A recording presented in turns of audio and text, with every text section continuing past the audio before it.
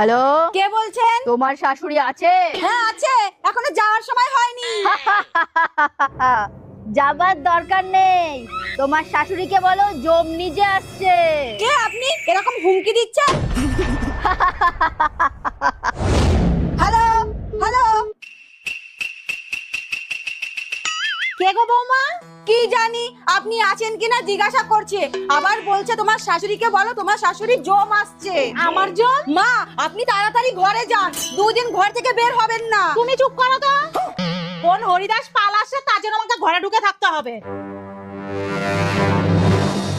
এ ভগবান, তুমি দেখো শাশুড়ি যেন বেশি দিন না থাক। কই রে, সব কোথায় গেলি? কে? ওরে বাবা!